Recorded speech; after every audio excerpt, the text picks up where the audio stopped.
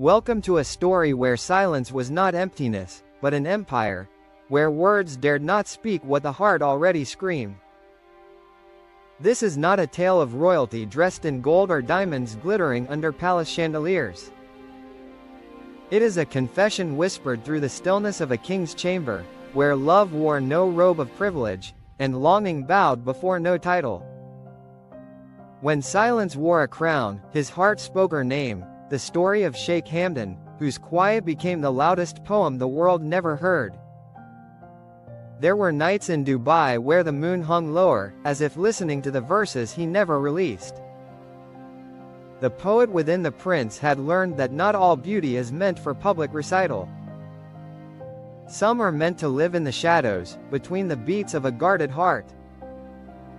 And among those hidden verses was one, written not with ink, but with ache, her name woven between breaths, her memory engraved deeper than his crown's jewels.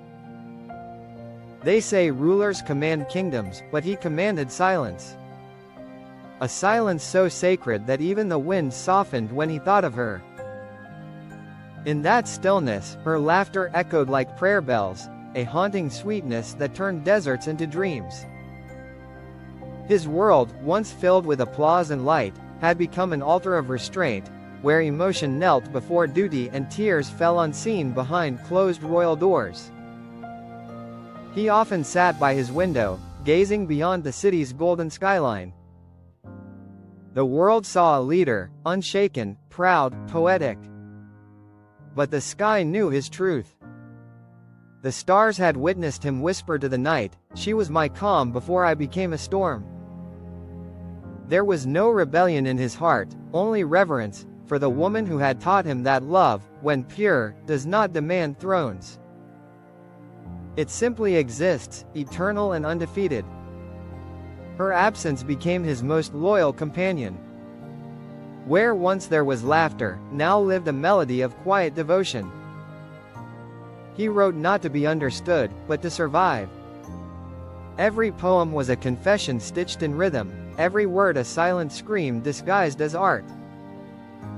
The people adored his poetry, yet none knew the woman who inspired it all, the one whose presence turned ink into emotion and silence into symphony. In the grand halls where celebrations echoed, his smile shone like polished armor. But deep inside, he carried a weight that no title could lift. His heart, a captive of memory, replayed the moments when she had been near, when her voice filled his empty corridors with color, when her touch rewrote the destiny he was born to obey. It was love without witness, passion without permission. The poets of his land wrote about the glory of the crown, but he wrote about the fragility of the soul beneath it. For the world, he was Sheikh Hamdan, ruler, poet, prince. For her, he had been only Hamdan, a man stripped of symbols, a lover unguarded, a heart unashamed. In her presence, he found what no throne could grant, freedom from himself.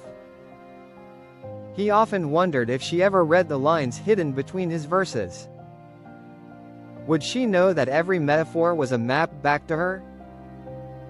That every silence was filled with her reflection? There were no grand letters or public declarations. Only the invisible ink of devotion, written across his destiny by hands that had once trembled at her touch. When duty demanded distance, he gave it. When the kingdom asked for loyalty, he surrendered. But in the chambers of his solitude, love ruled like an unseen monarch.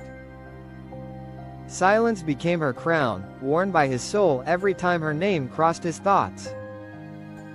And though his lips never spoke it aloud, his heart murmured it endlessly, a secret empire built between two souls who could never meet again. The world saw his strength in battles, his courage in words, his grace in leadership. Yet none saw the war within, between what he owed the world and what his heart owed her. He had built empires, but her memory had built him. And sometimes, in the quietest hours before dawn, he would close his eyes and let the illusion of her warmth return, just to remember what peace once felt like. The poets of the world will forever envy him, for he turned heartbreak into heritage. His verses became the echo of love's endurance, proof that silence can be more eloquent than speech. Through every line he wrote, she lived again, wrapped in starlight. And so, silence became his religion. In it, he prayed, he bled, he loved. The palace courtyards where laughter once danced now held echoes of his longing. Every marble pillar, every golden arch seemed to carry her name, written not by hand but by memory. The servants never asked why His Highness stood for hours at the balcony, unmoving, watching the dunes fold into the horizon. They couldn't see what he saw, the ghost of her figure walking through the sand, veiled in moonlight, untouched by time. To the world, he was alone. But in truth, he was never without her, for love that deep does not end, it simply changes form, living on in silence and wind. Sometimes he would retreat into his private library, the one room untouched by royal decorum. There, his pen still remembered her heartbeat. The ink on his desk carried her scent, as though the universe refused to let him forget. He wrote poems that he never published, lines that would never see daylight. You were the silence between my words, one read.